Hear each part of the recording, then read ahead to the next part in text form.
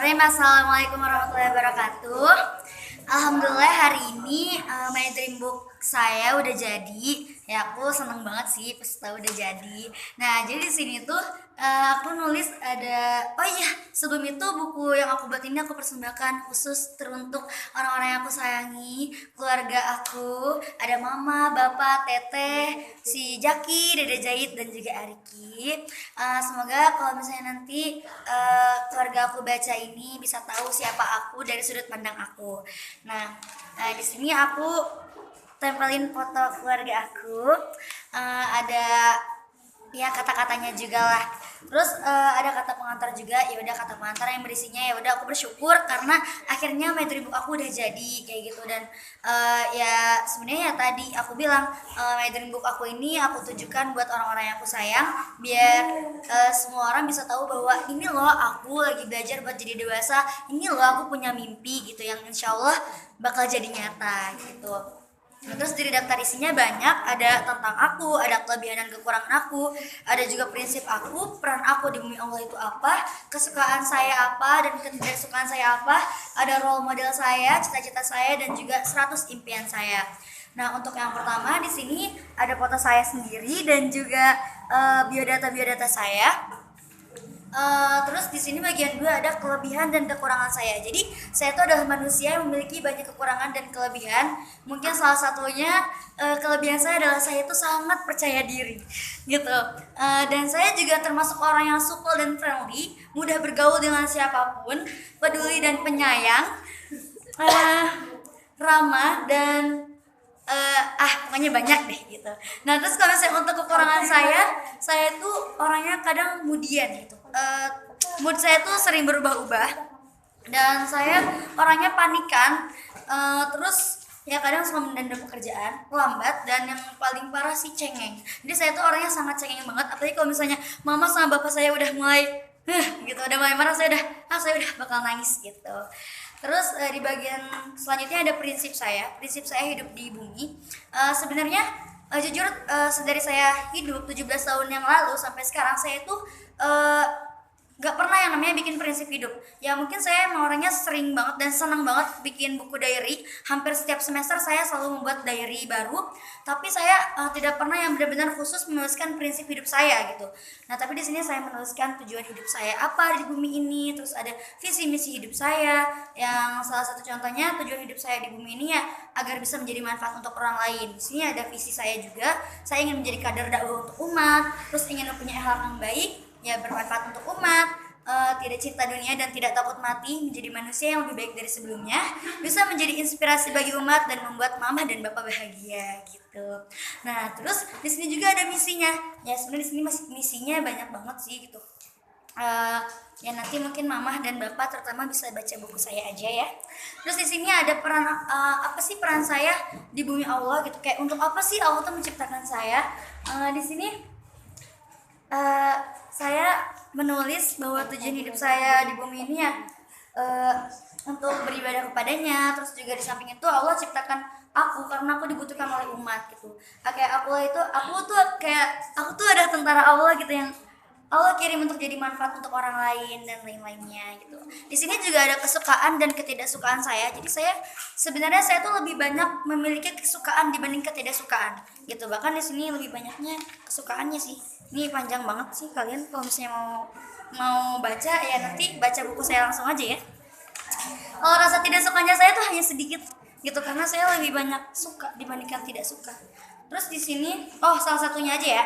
Contohnya saya itu senang sekali untuk bercerita, baik itu bercerita tentang hidup saya ataupun apapun saja yang pernah saya alami gitu.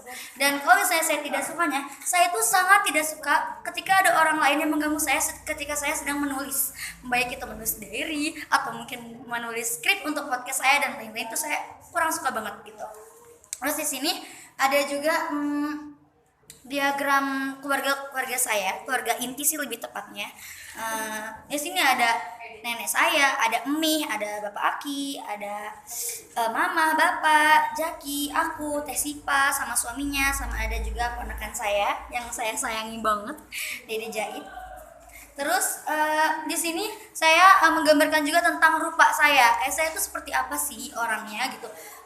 Ya dari berat badan saya, ada ukuran sepatu saya, lingkar pinggang saya, rambut saya, mata saya, semuanya ada di dalam buku ini gitu. Nah, terus di sini ada juga tentang keahlian saya. Apa sih keahlian yang saya bisa? Nah, di sini tuh sebenarnya keahlian yang saya rasakan, yang saya miliki gitu tuh nggak banyak sih. Yang baru saya tulis di sini. Ya, salah satu contohnya mungkin saya bisa untuk membuat cerpen, yang membuat puisi, atau mungkin membuat podcast, membuat kata-kata motivasi, memimpin suatu organisasi, atau mungkin berceramah di depan umum, dan memasak. Dan ya mungkin masih banyak yang lainnya yang belum saya rasakan gitu, yang belum saya sadari gitu. Nah, terus di sini peranku di sini saya juga menulis peran-peran saya ketika saya menjadi hamba, saya harus bagaimana, ketika saya harus menjadi anak, saya harus bagaimana, menjadi santri, menjadi kakak, menjadi adik, menjadi teman, bahkan menjadi seorang tante gitu bagi ponakan saya gitu. Nah, pertama untuk menjadi seorang hamba, saya itu akan selalu berusaha untuk istiqomah dalam beribadah. Terus sebagai anak, saya ingin menjadi anak yang sayang kepada orang tua saya, masih berusaha untuk menerapkan birrul walidain gitu. Nah, terus kalau misalnya untuk peran saya sebagai santri, saya itu selalu berusaha untuk menghormati ustazah dengan sebaik mungkin. Ya, tapi mungkin memang saya belum bisa untuk menyimak pelajaran dengan baik gitu. Dan saya menjadi ketika saya menjadi kakak, saya gimana caranya saya harus bisa menjadi kudwah yang baik untuk adik saya. Bagaimana caranya saya bisa menjadi sandaran untuk adik saya, apalagi kan terlebih adik saya itu adalah seorang laki-laki gitu kan. Jadi saya di situ menempatkan diri bagaimana sih saya bisa menjadi teman curhatnya dia, teman keluh kesahnya dia meskipun dia seorang laki-laki gitu. Nah, terus ketika saya menjadi adik, saya harus bisa menjadi adik yang penurut, karena jujur saja teteh sangat sering sekali menyuruh-nyuruh saya, dan saya gak pernah nolak kan teh, jarang nolak kan.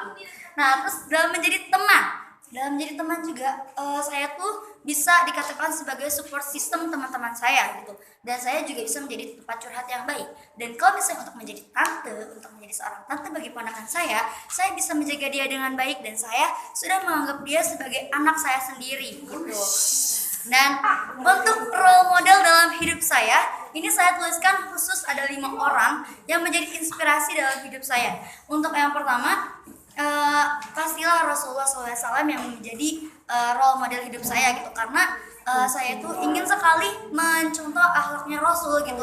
Saya ingin sekali bisa beristiqomah dan beribadah layaknya Rasul gitu ya. Mungkin memang saya nggak bakal bisa gitu masa sempurna Rasul, tapi ya gak ada salahnya kan kita untuk mencontoh gitu. Nah, yang kedua adalah bapak.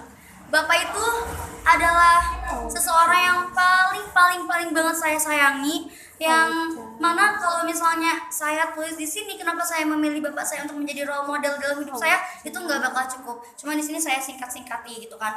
Bapak itu adalah sosok laki-laki yang paling aku cintai banget gitu.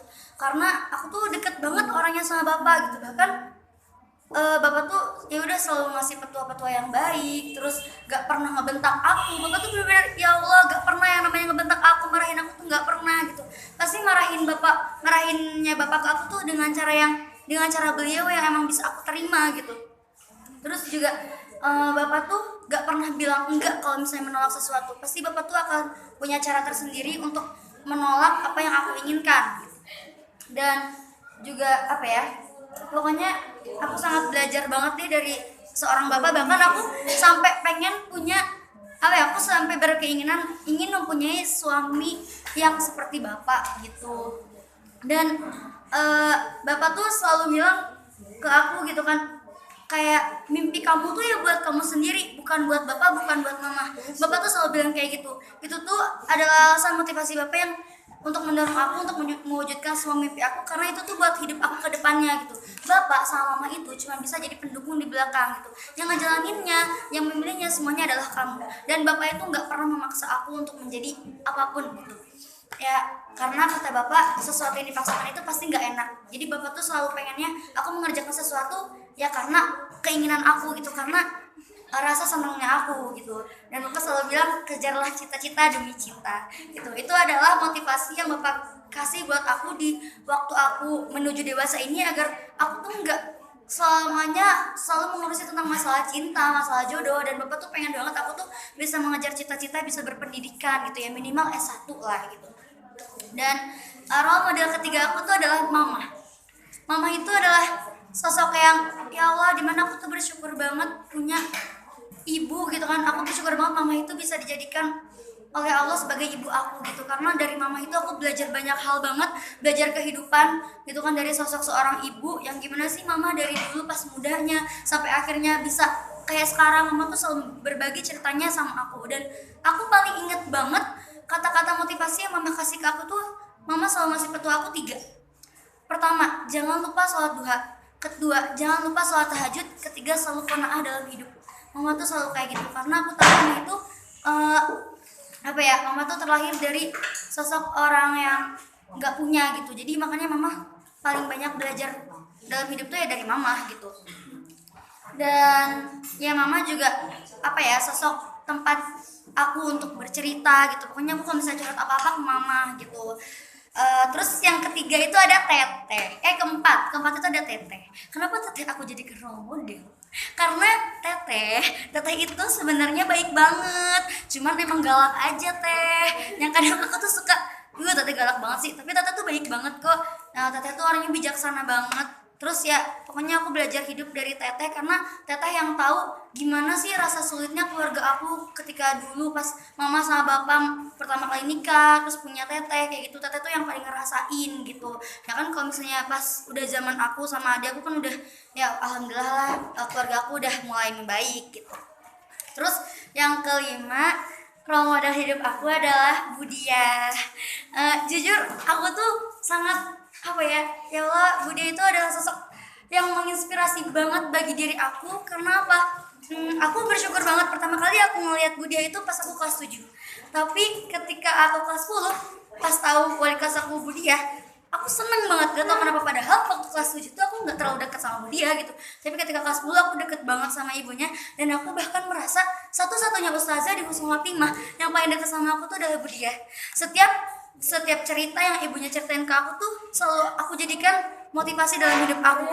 Kenapa? Karena dari ibunya lah aku belajar untuk menjadi orang yang sederhana. Dari ibunya lah aku belajar untuk mencintai Al-Quran. Dari ibunya lah aku belajar untuk selalu berhusnuzon kepada siapapun gitu. Pokoknya aku sangat bersyukur banget sampai sekarang, sampai detik ini di kelas 12 ini aku terus-terusan diajar oleh Budia tuh. Aku seneng banget gitu, dan aku nggak pernah bosan untuk mendengarkan setiap motivasi yang dibicarakan oleh beliau gitu. Terima kasih ibu gitu. Nah terus untuk selanjutnya ada apa sih cita-cita aku di sini. Nah sebenarnya aku itu meletakkan cita-cita terbesar aku adalah untuk menjadi guru. Ya ada jadi guru, ada jadi pendakwah, ada jadi guru ngaji, dan jadi influencer. Tapi yang paling ingin banget aku jadikan cita-cita adalah untuk menjadi seorang guru. Karena apa? Karena ya tujuan hidup aku tadi, aku pengen jadi manfaat untuk umat gitu. Ya untuk sisanya aku punya 100 mimpi, dan ya mimpi aku banyak banget, gak bisa lah aku sebutin di sini satu-satu gitu. Nah mungkin ini aja yang bisa aku sampaikan untuk mama, bapak, teteh, dan semua keluarga aku yang menonton ini. Inilah aku, inilah Gida kecil kalian yang mempunyai banyak mimpi yang insya Allah tertulis di dalam buku ini gitu. Terima kasih. Wassalamualaikum warahmatullahi wabarakatuh. Waalaikumsalam.